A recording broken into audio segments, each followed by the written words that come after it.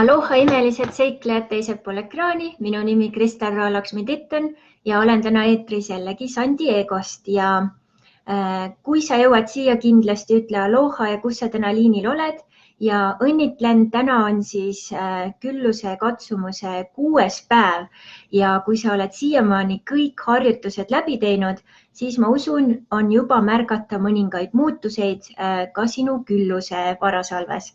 Ja kui sa tahad veelgi seda nii-öelda avardada, siis ole ikkagi liinil igapäevaselt ja tee asju kaasa ja sedasi vaikselt hakkavad siis asjad avarduma, paljunema ja rohkem küllust sinu ellu igal tasandil siis tulema. Mina olen siis külluse antropoloog, kes usub, et igas ühes meis on olemas aarete laegas, mis on ühenduses meie talentidega ja kasutama hakates siis neid talente aktiveerime oma holistilise külluse, läbi mille saame siis hakata manifesteerima oma sisemisi muinasjutte välisteks reaalseteks unistusteks iseenda tingimustel. Ja see on siis olnud minu teekond 20-50 aastat nii professionaalselt kui ka siis personaalselt.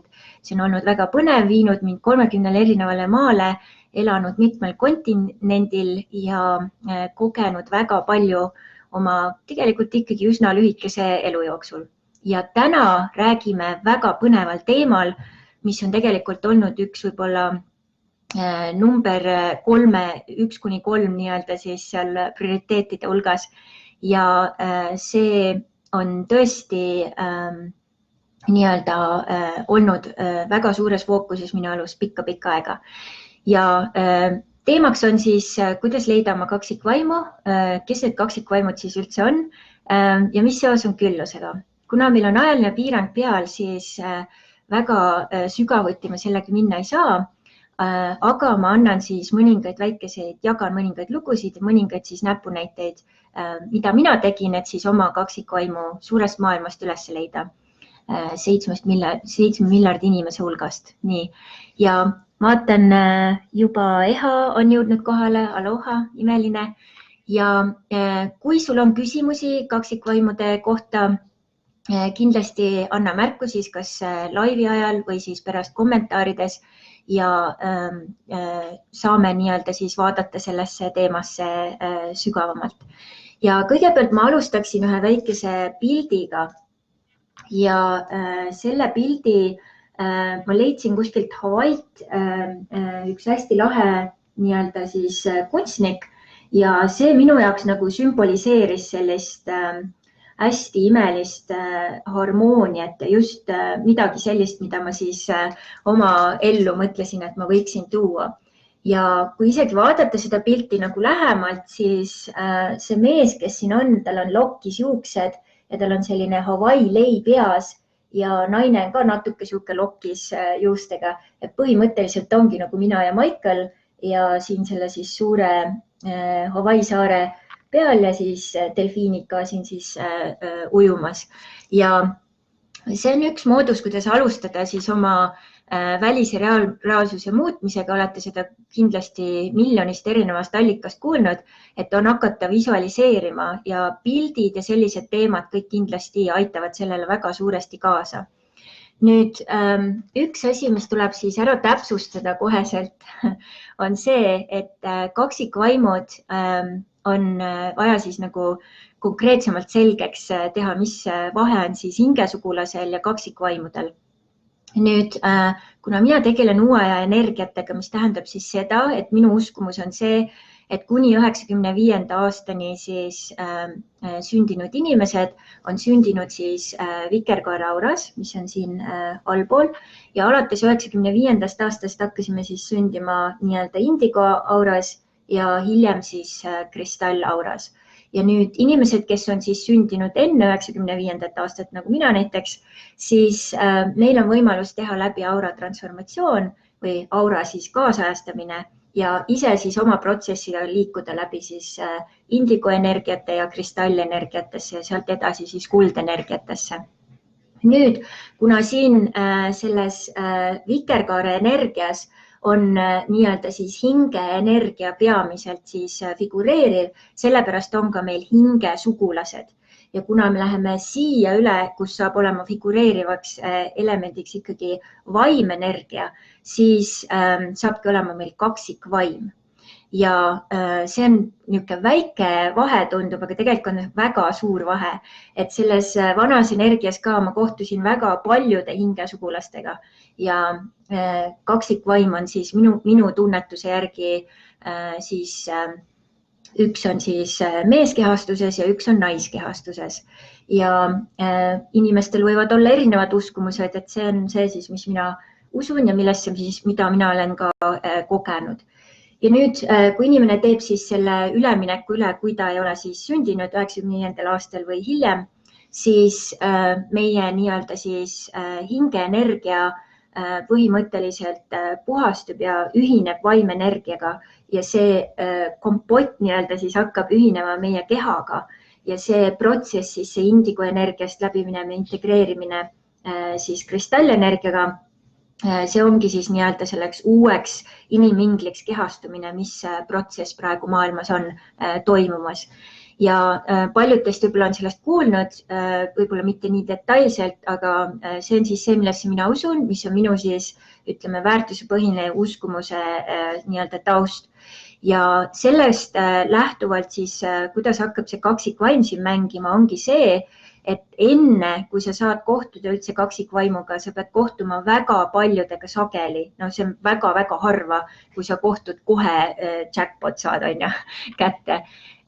Teadlikkuse partneriga, ehk siis need teadlikkuse partnerid, nad tulevad sinu ellu, põhimõtteliselt kõik protsessid on hästi intensiivsed, see võib niimoodi ühe hetkega sa oled harmunud, ühe hetkega sa juba elad selle inimesega koos võib-olla ja ühel hetkel see inimene lihtsalt viskab su välja või kaob ära ja see tuleb hästi kiiresti tavaliselt ja see läheb hästi kiiresti ja see on hästi laastav tavaliselt, kui teadlikult seda nagu mitte tähele panna.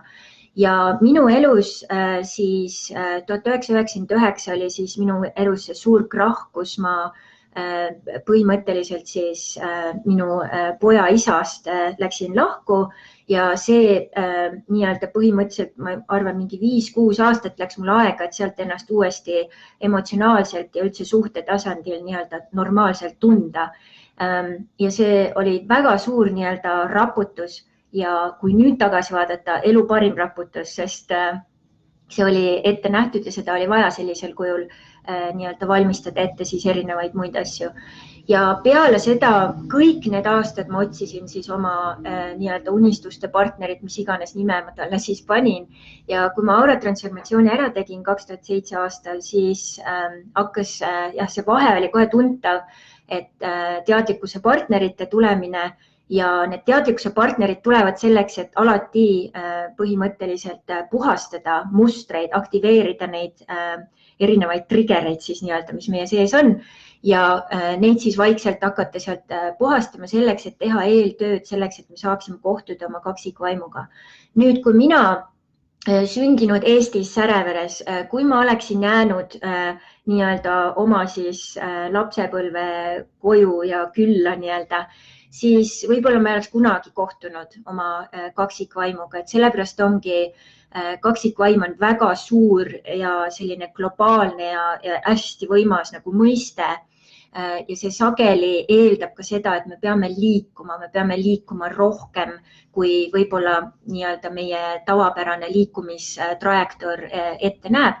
Ja mõnikord on tõesti võib-olla väga veab, et tuleb sinu sellesse külla su kuningas ukse taha, mis on väga ebatõenäoline, tavaliselt ikkagi natuke peab mingi oma panus ka seal olema. Siis mina leidsin oma kaksikvaimu Mehhikost ja ta tõesti, minu lugu on veel, olete kuulnud seda juba kindlasti, kuid 2 aastat enne siis Michaeliga kohtumist ma naljaga küsisin siis jõuluvanalt, et kuule, et kas mees saab sinult tellida.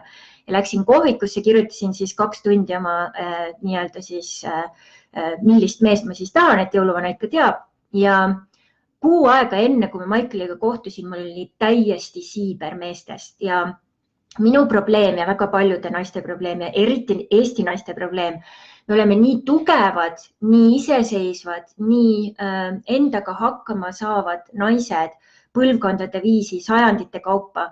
Et me lihtsalt tõmbame sageli nõrku mehi ja nüüd kõik need nii-öelda siis perekonnad ka, kes on kasvanud aastasadu ilma mees eeskujudeta, ilma kuningateta, siis kõik need lapsed on kasvanud mingis mõttes kibestumises, pole vahet, kas sa oled tüdrukuna või poisina üles kasvanud, mis tähendab siis seda, et ei ole olnud tegelikult võimalust teadagi, mis on õige ja küps nii-öelda siis mehelikkus ja milline on siis see tugev mees. Et mina järjest ja järjest võib-olla selle 20 aasta jooksul, kui ma tagasi vaatan, võib-olla oli 1, 2, 3 inimest, kes oleks nagu kuskile sinna võib-olla printsi staatusesse läinud, et ikkagi juba siuksed, ütleme siis džentelmeni tüüpi inimesed ja viisakad ja sellised.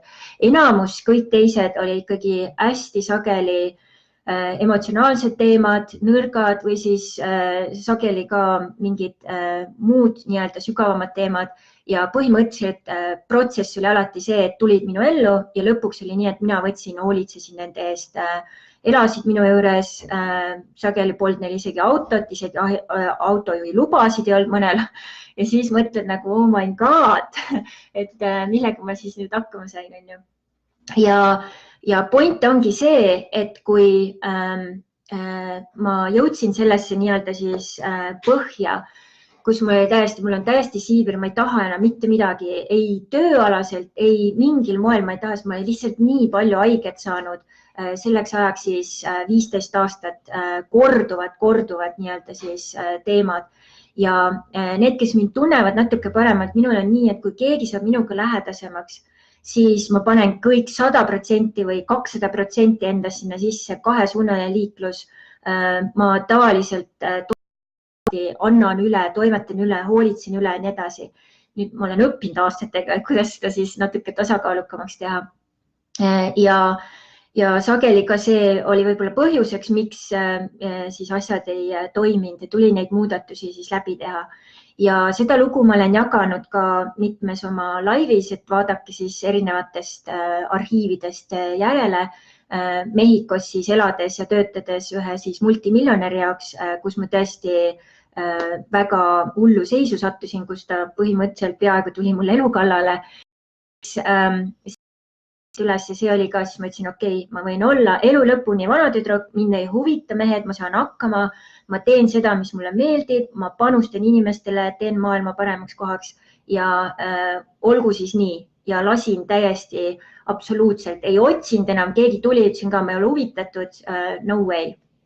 Ja siis 6 aega hiljem tuleb Michael, kes samamoodi, et jällegi kõik need asjad kokku nii-öelda liikumises. Tuleb Michael sinna samma kultuurikeskusesse, kus ka mina ei oleks pidanud tegelikult olema. Meid juhitakse kokku, tehakse tuttavaks. Michael ka hästi raskes seisus. Tutvustan siis talle oma tervendusteraapiaid. 2 nädalat võttis siis mu erinevaid programme, asju. Tegime selle läbi ja siis kohe, kui ma kohtusin temaga, mõtlesin, et issand, kui imelik, täiesti teistsugune energia. Täiesti teine tüüp mees, et selline kuningas lihtsalt vaatab peale, kuidas ta seisab, istub, astub, täiesti kuningas, milline viisakus, milline kätel kandmine, meil polnud veel mitte midagi nii-öelda suhetega midagi ja ma tundsin ennast nii tõstetuna ja täiesti see sisemine kuninganna tuli kohe välja. Oh, vau, et mingi tõeline mees ilmus kuskilt välja, mis toimub, on ju. Ja nädal 2 olime siis, nii-öelda õppisime tundma teineteist ja tema oli just välja liikumas oma abielust, 23 aastat abielu, kus siis tema naine teda pettis, nii et see oli päris sihuke karm üleminek. Ja asjad olid olnud tegelikult väga hästi ja see tuli talle nagu šokk, et tema naine ei olnud siis sellest ka nagu väga rääkinud. Ja probleem seal võib-olla oli ka selles, et see naine oli temaga koos olnud väga noorest peast, juba 19-aastaselt said, nii et polnud absoluutselt mitte mingisugust teist perspektiivi. Ja nüüd kujutage ette mina, kes olin olnud siis ainult nii-öelda üks jama mees ja üks jama suhe teise otsa ja siis kohtun sellise kuningliku mehega, siis mul oli täiesti vaip alt ära nagu kõik nii-öelda, et okei, võib-olla võiks ikkagi vaadata nüüd on ju oma see lubadus on ju.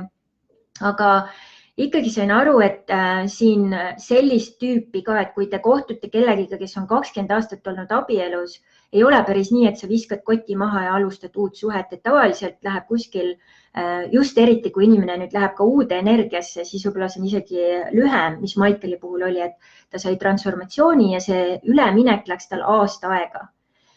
Puhastada, kõik asjad korda saada, varad, asjad kõik korraldada ja nii edasi. Nii et kui keegi tuleb teie ellu ja annab seal suuri lubadusi, et kohe homme teeme asja ära, siis need asjad tegelikult reaalsuses nii ei käi. Ja lühidalt siis kokkuvõttes, kui mina ütleks, on ju, et kuidas siis leida kaksikvaimu. Minu siis teekond on olnud see, teha ära aura transformatsioon, kui sa oled siis sündinud enne 95. aastat.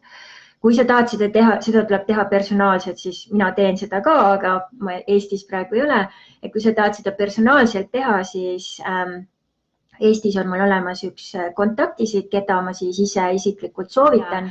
Nii et kui sa oled siin, kindlasti anna märku ja kui sul on küsimusi teema kohta ka kindlasti pane, kui ma ei saa neid kõiki laivi ajal vastata, et siis ma vastan neile pärast kommentaarides.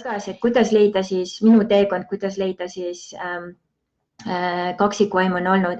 Põhimõtteliselt ma alustasin ju siis visualiseerimisega, kes ja milline ta on, tegin nimekirja, millist kuningat ma siis oma ellu tahan ja siis uues energias olles siis kas aura transformatsioon ära teha ja siis panna number 2 fookus on panna oma elu ülesandele.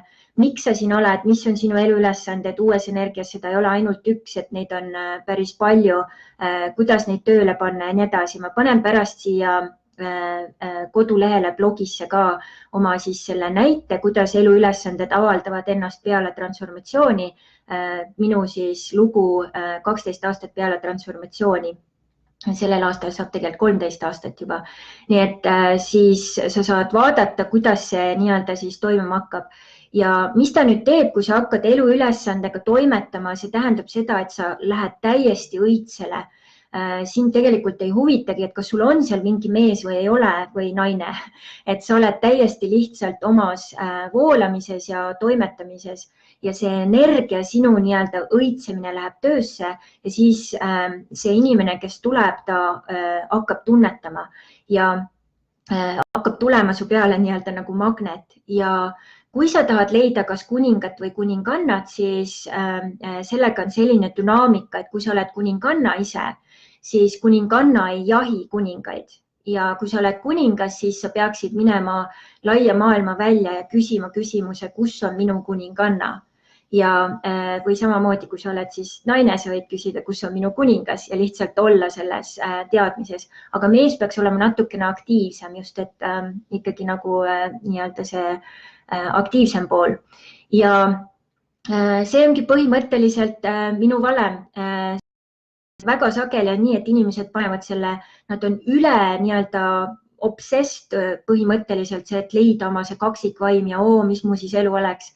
Aga point ongi see, et sa pead ise olema täiesti paigas, selle annan siin kõik need nii-öelda siis juhised, kuidas endaga toimetada, sisemiselt ennast paika saada ja loomulikult 90% sellest tööst, et Michael minu ellu tuli, oli minu sisemise perega. Need korrad, kui sisemine mees mind hoidis kaisus, tekitaski selle tunde, et ma olen turvaliselt hoitud ja ma saingi endale mehe, kellel on 20 aastat nii-öelda sõjaväe tausta, kelle nii-öelda läheduses ma tunnen kõige turvalisemalt, et see on tõesti, ma ei ole ühegi mehega nii turvaliselt ennast tundnud ja kõik need teemad nii-öelda ma sain rohkem, kui mul oli nimekirjas asju ja minu raamat, mis on praegu siis läbivaatamisel viimases faasis suhetest just, sellest ka räägib natukene, et mis seal nimekirjas oli ja mis see siis täpsemalt kujutab endast ja kuidas sellega nagu ka siis toimetada. Ja ma panin sinna ka ekstra peatüki just Eesti kultuurilistest haavadest ja teemadest, et mul on antropoloogia taust, et siis seda ka nagu selgemaks teha. Ja Nüüd, kuidas see kõik siis ühendub nii-öelda siis küllusesse? Nüüd hakkan tööle iseendaga, tegelen oma sisemise perega, sisemise lapse, naise, mehega, saan nad tervendatud, saan nad paika, saan nad koostöösse enda eluga ja saan siis nad ka, sest minu siis teekond ka Mehhikosse, sisemine naine pani laksu tagumõku peale. Nii, Kristal, nüüd lähed ühe otsa piletiga Mehhikosse ja mees korraldas ära, okei, raha ei ole, davai, teeme rahamagneti toote, 5 eurot, müüd 100 tükki, pilet olemas. Okei, tehtud. Ja nii, 6 aega hiljem olin Mehhikos, läksin nädalaks ajaks ja jäin 4 aastaks. Ja siis järgneva aasta lõpus tuli siis Michael oma nii-öelda siis imelise valge purjekaga, et ei tulnud valge hobusega, valge purjekaga sinna samma randa, kus siis mina nii-öelda seal sadamas olin. Ja nüüd, mis on väga lahe, kuidas see siis ühendub sellesse küllusesse, ongi see, et nüüd, kui tuleb kokku siis kaksikvaimude mõlemad pooled, siis minu oskused, teadmised, kõik, mis ma olen oma elus siis kogenud, tema oskused, teadmised, mis tema on kogenud, need tulevad nüüd kokku ja me hakkame looma. Ja nüüd viimased suved me oleme Eestis esinenud tantrafestivalidel ja just sellel suvel, kui me koos esinesime ja toimetasime ja jagasime, see oli selline tunne, nagu me oleks armatsenud avalikult. See energia, kuidas ta paljunes, kuidas inimesed seda nagu kogesid, vastu võtsid. Lõpetuseks kõik kokku auratransformatsioon, eluülesanne ja siis koostöö oma siis, ja siis võtad oma kaksikvaimu vastu ja siis hakkad tegema koostööd ja see loobki sulle ekstra küllust. Ja mitte ainult siis see küllus, et sa füüsiliselt saad rahalist küllust, vaid tõesti see kõige võimsam küllus, et sa tõesti tunned kogu nii-öelda ülejäänud maailm kaob ära, sa lihtsalt naudid seda hetke nii palju, et sa teed seda, milleks sa oled siia tulnud, sa võimendad, sa oled väestatud energias ja sa teed seda koos oma armsamaga, kellega sa koos lood. Et ei ole, tavaliselt ongi nii, et kui sa võtad ka väga paljud paarid, et ongi igaüks ajab oma rida, aga nüüd sa lood koos ja see koos loomine, et ma oleks kunagi elus osanud arvata, et see on nii kaif ja nii nauditav sellel tasandil.